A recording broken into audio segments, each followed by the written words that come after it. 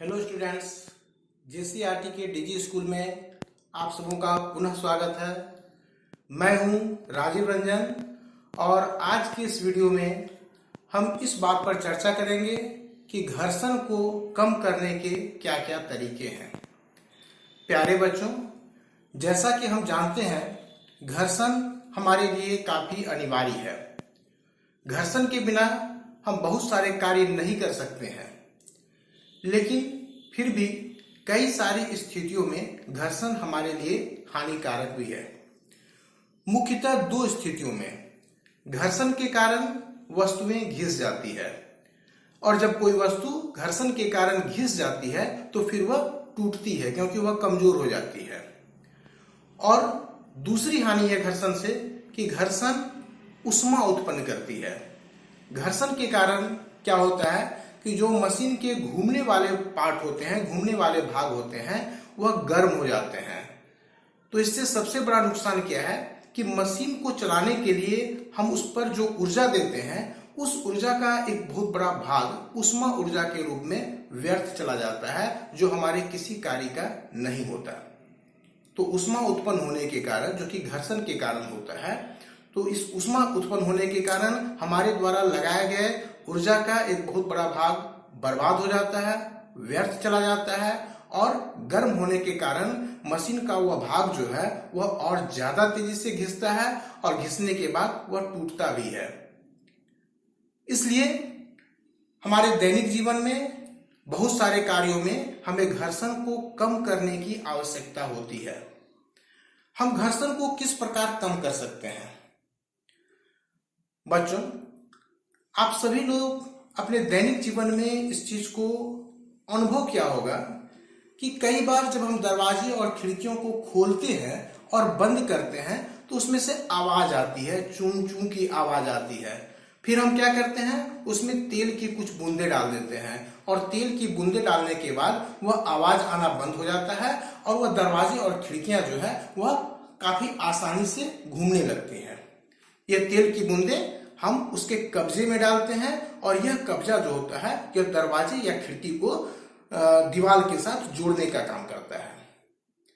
यहां तक कि लोहे के बने हुए जो ग्रिल के दरवाजे होते हैं, या लोहे के बने हुए जो गेट होते हैं, या लोहे के बने हुए जो शटर होते हैं, उनमें जो जिस स्थान पर ताला लगाया जाता है, जिसको हम लोग सांकल कहते हैं, उसको भी खोलने और बंद करने में काफी परेशानी होती है, काफी ज्यादा उसमें आवाज आती है। लेकिन उसी में जब हम ग्रीस या तेल डाल देते हैं तो वह आवाज आनी बंद हो जाती है, और वो चीजें आसानी से खुलने लगती है। तो यह तेल या ग्रीस का जो हम लोग प्रयोग करते हैं, यह तेल या ग्रीस क्या है? इस तेल या ग्रीस को हम स्नेहक कहते हैं। यानी घर्षण कम करने का एक हमारा तरीका है स्नेहक का उपयोग। यही ग्रीस या तेल जो है यह स्नेहक है। यानी हम कह सकते हैं कि स्नेहक ऐसे पदार्थ होते हैं जिनका उपयोग घर्षण कम करने के लिए हम कर सकते हैं। अब स्नेहक जैसे ग्रीस है या तेल है, ये घर्षण को कैसे कम करते हैं? मैं यहाँ पर एक चित्र बनाकर दिखाता हूँ आपको। मान लेते हैं कि हमारे पास मशीन के दो भाग हैं, और ये दोनों भाग घूमने वाले हैं। तो ऐसी स्थिति में क्या होगा, यहाँ पर इस भाग में घर्षण उत्पन्न होगा, इस भाग में घर्षण उत्पन्न होगा, जिसके कारण क्या होगा, यह भाग जो है घिसेगा, यहाँ पर ऊष्मा उत्पन्न होगी, यह भाग गर्म हो जाएगा, और उसके बाद इसके टूटने की संभावना बढ़ जाएगी, मशीन की कार्य क्षमता घट जाएगी। तो यहाँ पर यदि हम ग्रीस या तेल का उपयोग करें तो यह ग्रीस या तेल का एक पतला परत यहाँ पर बनेगा, काफी पतला एक परत बनेगा, और इस परत के कारण क्या होगा कि यहाँ पर घर्षण घट जाएगा, क्योंकि अनियमितताएं बहुत हद तक समाप्त हो जाएगी और घर्षण यहाँ पर घट जाएगी। तो इस तरह से स्नेहक का उपयोग कर हम घर्षण को कम करते हैं। हम लोग कैरम खेलते समय क्या करते हैं, उसमें पाउडर का छिड़काव करते हैं। क्यों? पाउडर के छिड़काव के कारण क्या होता है कि इस बोर्ड का घर्षण कम हो जाता है, और तब उसमें कैरम की गोटियां जो है वह आसानी से सरकने लगती है, और हमें खेलने में सुविधा होती है। इसी तरह से बच्चों, जब हम किसी खराब मशीन को लेकर मिस्त्री के पास जाते हैं तो हम लोग क्या देखते हैं कि मिस्त्री उसमें ग्रीस लगाता है या तेल लगाता है। साइकिल या अपने बाइक को लेकर जब हम मिस्त्री के पास जाते हैं तो मिस्त्री साइकिल और बाइक के चैन में तेल का उपयोग करता है। तो तेल या ग्रीस या किसी भी स्नेहक का उपयोग करने का उद्देश्य यही होता है कि घर्षण को कम किया जाए। यानी किसी भी पृष्ठ पर, कोई भी पृष्ठ है, उस पर कुछ न कुछ अनियमितता रहेगी, पृष्ठ पर अनियमितता रहेगी, और जब वहां पर हम स्नेहक का उपयोग करेंगे तो यह अनियमितता जो है बहुत हद तक समाप्त होगी। लेकिन फिर भी यहाँ यह चीज ध्यान रखना है कि स्नेहक का उपयोग कर हम घर्षण को शून्य नहीं कर सकते हैं। घर्षण को हम कम कर सकते हैं, लेकिन घर्षण को हम किसी भी कीमत पर शून्य नहीं कर सकते हैं। इसलिए नहीं कर सकते हैं कि किसी भी पृष्ठ को हम 100% चिकना यानी 100% अनियमितता रहित हम उसको नहीं बना सकते हैं, लेकिन स्नेहक का उपयोग कर हम घर्षण को कम जरूर कर सकते हैं। तो ये एक उपाय है घर्षण को कम करने का, स्नेहक का उपयोग करना। इसके लिए हम ग्रीस का उपयोग करते हैं, तेल का उपयोग करते हैं, मोबिल का उपयोग करते हैं, और इस तरह से बहुत सारे पदार्थों का उपयोग करते हैं। सिलाई मशीन में भी लगभग आप सबों के घरों में सिलाई मशीन होंगे, और सिलाई मशीन में भी हम तेल का उपयोग करते हैं ताकि वो सुचारू रूप से चल सके। अब दूसरा उपाय है घर्षण को कम करने का, रोलर बॉल का उपयोग। रोलर बॉल के उपयोग से हम घर्षण को कम कर सकते हैं। इसमें एक सबसे मुख्य चीज है पहिया। पहिए के उपयोग के द्वारा घर्षण को कम किया जाता है।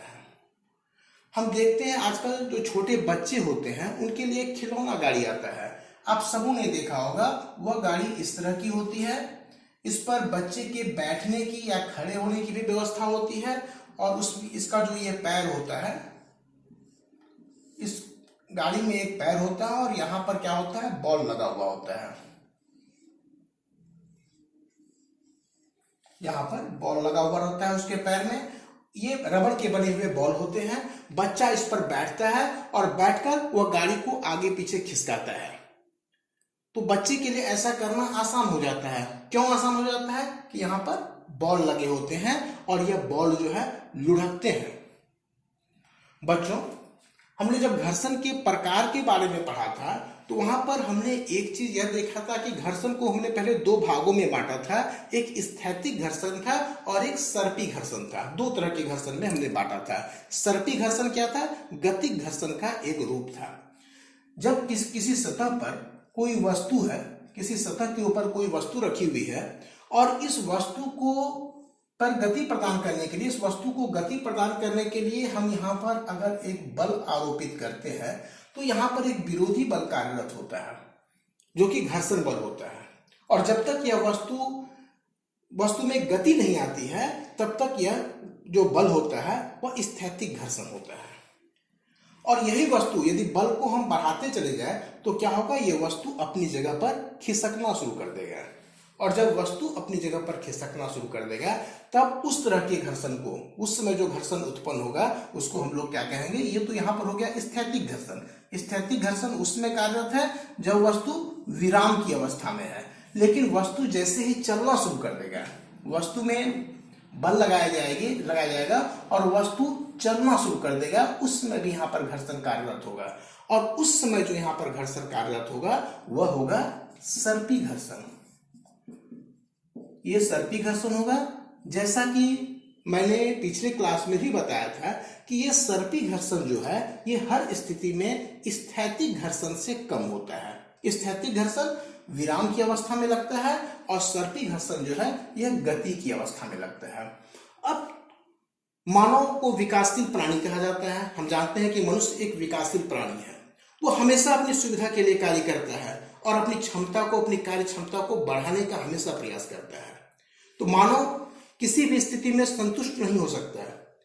वह वस्तु को बल लगाकर खिसकाता है और घर्षण को कम करता है, जो हम सर्पी घर्षण के रूप में देख रहे हैं। लेकिन मनुष्य के द्वारा और दिमाग लगाया गया और क्या किया गया कि पहिए का आविष्कार किया गया है।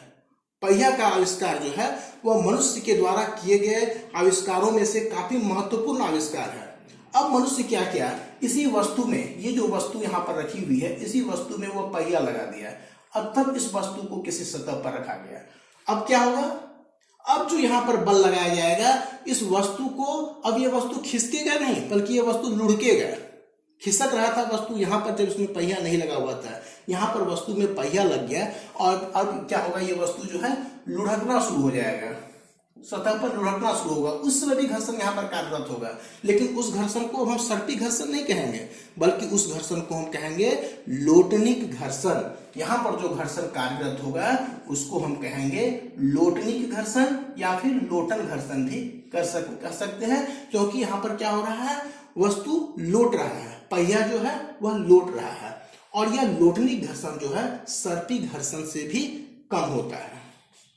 एक छोटा सा उदाहरण हम लोग एक और ले सकते हैं। यदि हम लोग बांस की कमानी ले लें, बांस की कमानी है जो काफी चिकनी है, इसके ऊपर एक किताब को रख दें और किताब पर हम लोग बल आरोपित करें, तो क्या होगा, किताब में तो गति आएगी, साथ ही साथ यह जो कमानी है यह भी अपनी जगह पर जो है लुढ़कना शुरू कर देगा। तो यही जो लुढ़कना शुरू कर देगा और इस समय जो घर्षण उत्पन्न होगा उसी को हम लोग लोटनिक घर्षण कहेंगे।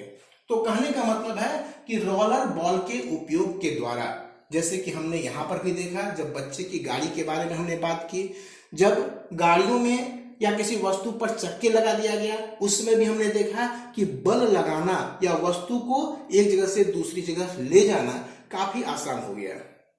हम लोग देखते हैं कि जब घरों में काम होता है, बड़े बड़े मकान बनते हैं, उसमें मिक्सचर मशीन को लाया जाता है, जिसमें कि सीमेंट, बालू, गिट्टी ये सब चीजों को साना जाता है। वो काफी भारी मशीन होता है, उसको खिसका कर लाना या ले जाना काफी मुश्किल हो जाता है, संभव ही नहीं है। तो इसके लिए क्या किया जाता है, उसमें चक्के लगे होते हैं और चक्के लगा देने से क्या होता है, वो बहुत आसान हो जाता है। आजकल जो बड़े बड़े जनरेटर आते हैं उस पर भी चक्के लगे होते हैं, उससे भी हम आसानी से एक जगह से दूसरी जगह ले जा सकते हैं। और सबसे बड़ी उदाहरण तो है कि पहले क्या होता था, जब मनुष्य एक जगह से दूसरी जगह जब जाता था तो उसके पास बड़े बड़े बक्से होते थे, बड़े बड़े अटैचियां होती थी, और क्या होता था, उस व्यक्ति के लिए या मनुष्य के लिए परेशानी काफी बढ़ जाता था, सामान को ढोने की समस्या सबसे बड़ी हो जाती थी। तो जैसा कि मैंने बताया कि मानव एक विकासशील प्राणी है, एक विवेकशील प्राणी है, वो हमेशा अपने दिमाग का उपयोग करता है अपनी सुविधाओं को बढ़ाने के लिए। तो पहले जिस बक्से का इस्तेमाल व्यक्ति के द्वारा किया जाता था, काफी भारी बक्से को, इसको उठाना पड़ता था, क्योंकि इसको खिसकाना आसान नहीं था। खिसकाने पर क्या होता था कि वस्तु घिस सकती थी, टूट सकती थी, इसको उठाना पड़ता था और ये काफी मुश्किल कार्य होता था। तब मनुष्य ने क्या किया, यहाँ पर उसने चक्के लगा दिए, पहिए लगा दिए। अब कितना आसान हो गया। अब इस पर पहिए लगा देने के बाद क्या हो गया कि आदमी एक हाथ से इसको खींचता है और दूसरे हाथ से वो मोबाइल से बात करते हुए जाता है, कहीं कोई समस्या नहीं है। तो इस तरह से हम लोग घर्षण को कम कर सकते हैं और इसके लिए हमारे पास दो उपाय हैं, एक स्नेहक का उपयोग करके और दूसरा रोलर बॉल का उपयोग करके। तो बच्चों, आज की इस वीडियो में हमने यह जाना कि घर्षण कम करने के क्या क्या तरीके हैं। अब पुनः हम अगली वीडियो में मिलेंगे और तब तक के लिए धन्यवाद।